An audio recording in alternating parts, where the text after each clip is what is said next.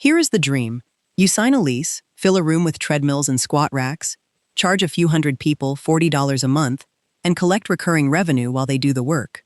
It sounds like the most passive business in retail. Then look at the receipts. In June 2020, 24 Hour Fitness, a chain founded in 1985 with more than 400 clubs, filed for Chapter 11 and permanently closed over 100 locations. According to CNN's reporting, it was carrying roughly $1.3 billion in debt from a 2014 leveraged buyout. A gym is not a room full of machines that prints money. It is a fixed-cost business with one of the worst customer retention profiles in the economy. Here is what it actually costs. Start with the build-out, because a gym is a construction project before it is a business. Commercial build-out runs $30 to $200 per square foot, depending on how raw the space is. For a modest 5,000 square foot facility at $50 a foot, that is $250,000. Reinforced flooring, upgraded electrical for high-draw cardio equipment, and HVAC capable of moving air through a room full of sweating bodies. The HVAC alone runs $15,000 to $30,000, and ADA compliance adds another $10,000 to $25,000 that almost nobody budgets for. Then equipment.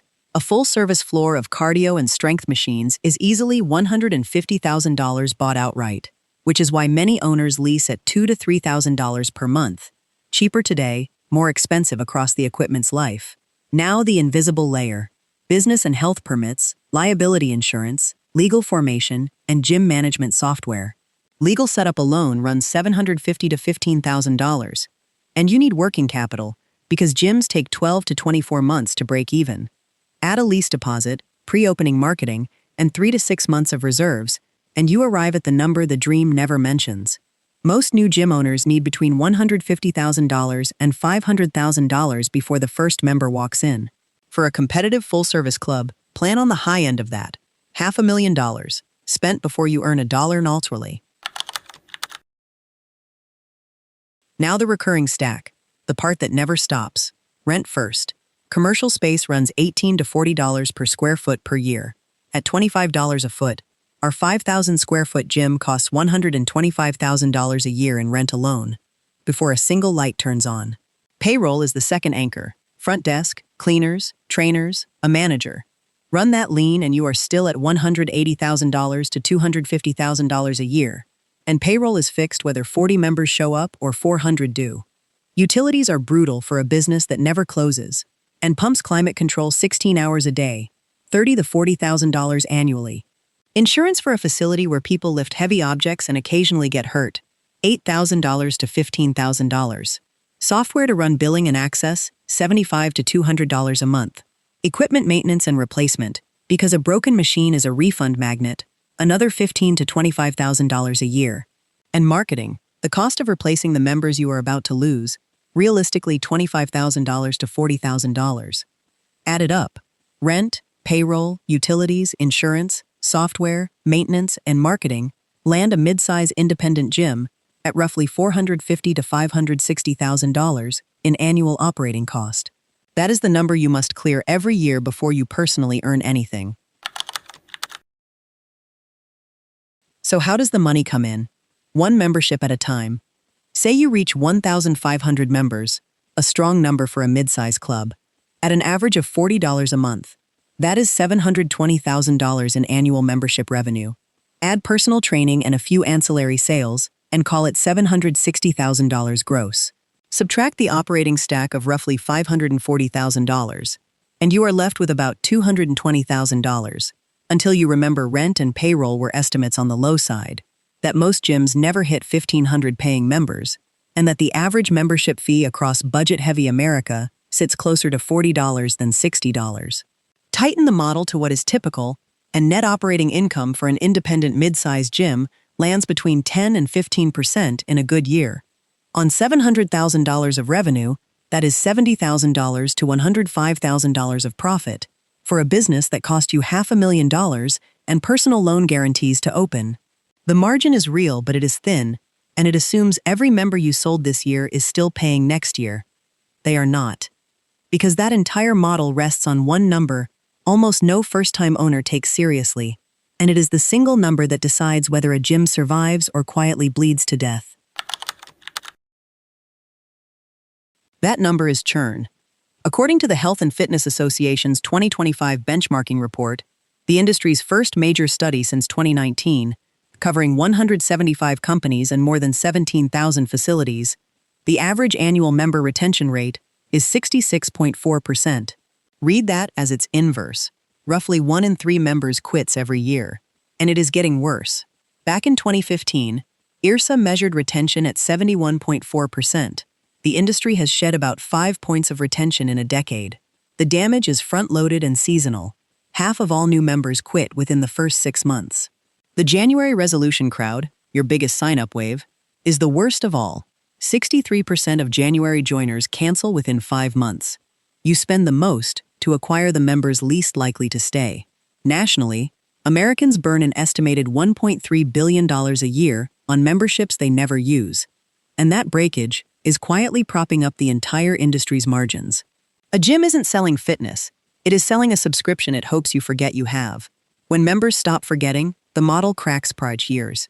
Which brings us to the company that ran this model at massive scale, survived for 35 years, operated hundreds of clubs, and still died in a single bad season. 24 Hour Fitness was founded in 1985 and grew into one of the largest chains in the country, around 700 gyms globally and more than 400 in the US. In 2014, a group led by AEA investors and the Ontario Teachers' Pension Plan bought it from Forstmann Little for about $1.85 billion, loading roughly $1.3 billion of debt onto the company in the process. For 6 years that debt was serviceable, as long as the members kept coming. Then March 2020 arrived, the doors were forced shut, and a business with 70+% fixed costs suddenly had close to zero revenue. On June 15, 2020, 24 Hour Fitness filed for Chapter 11 and announced it would permanently close more than 100 locations. By the time it emerged that December, it had eliminated $1.2 billion of funded debt and shrunk to roughly 300 clubs. It was not alone. Gold's Gym filed in May 2020 and shuttered around 30 corporate locations. Town Sports International, owner of New York sports clubs, filed in September with about 200 gyms and a 7,000-person workforce. The CEO of 24 Hour Fitness blamed the virus, but the virus was the trigger, not the cause. The cause was a capital structure built for a business that never has a bad quarter. This was not bad management.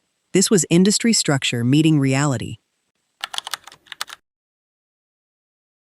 Now the cost that never appears on a startup projection, the true price of acquiring a member who leaves. Picture the classic promo. First month free, no join fee. On paper, it looks like a win. A new member signs at $40 a month. Project them over a year, and you booked $480 of revenue. Now count what the spreadsheet hid. Marketing and onboarding to land that member runs $60 to $100. You gave away the first month, so the $40 is gone. Staff time, the access fob, the software seat, and the servicing cost eat more. You are $150 in the hole before this member pays you twice. And half of them quit inside 6 months.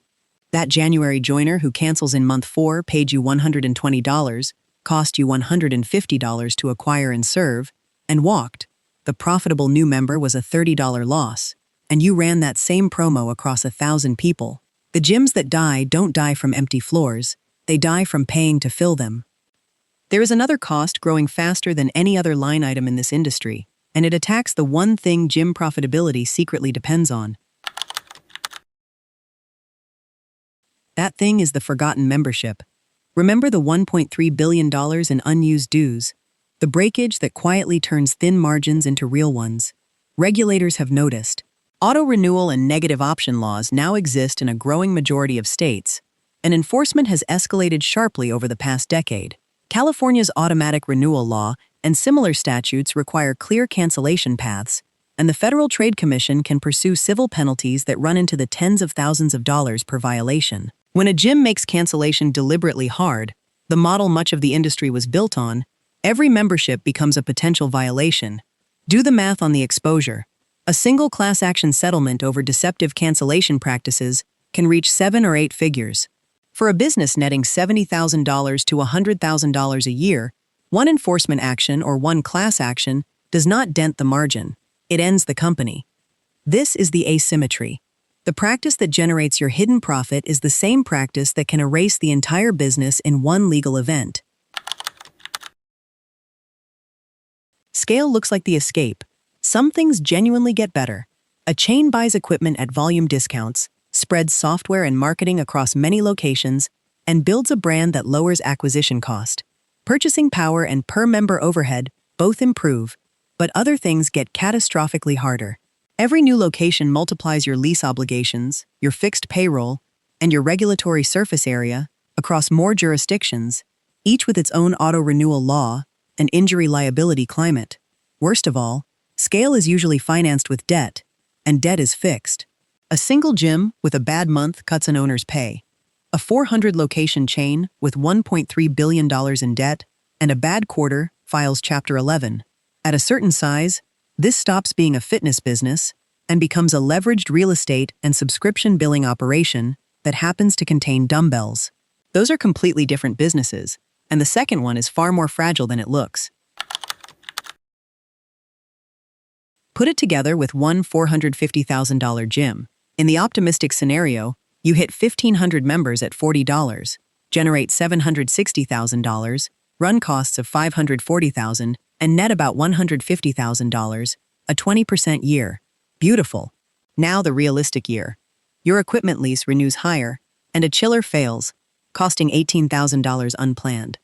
A member tears a knee, files suit, and defense plus deductible runs $40,000. And churn spikes after a competitor opens 2 miles away, pushing you from 1,500 members to 1,200, a $144,000 revenue hit. Recalculate. Your $150,000 profit is now a loss of more than $50,000 in a single year. The difference between those two scenarios is one equipment failure, one lawsuit, and one new competitor. None of these are exotic disasters. All three happen to someone in this industry every week. Most independent gyms operate on razor-thin margins, and a large share never reach break-even inside the 12 to 24-month window the capital was sized for. When they fail, it is almost never because the owner couldn't coach or program a workout. It is financial and structural. They ran out of runway before retention caught up with acquisition. The survivors share 5 concrete traits, and none of them are motivational. First, they open with at least 6 months of full fixed costs in reserve, not 2. Second, they own or lease equipment conservatively and fund replacement from a dedicated line, not from monthly cash flow. Third, they measure churn monthly and treat the first 90-day retention rate as the primary business metric, because a 5-point retention gain compounds harder than any new member push. Fourth, they keep cancellation genuinely easy, pricing on value instead of on breakage, which removes the legal time bomb entirely. Fifth, they refuse to finance expansion with debt sized for a business that never has a bad quarter, because every gym eventually has one. So go back to the dream, the quiet room of machines that runs itself while members pay. The truest number in this entire business is $1.3 billion. The dues Americans pay every year for gyms they never walk into. That is not a fitness business. It is a subscription that survives on being forgotten, and the moment people remember, or regulators force the reminder, the margin disappears. Subscribe if you want the next industry taken apart the same way.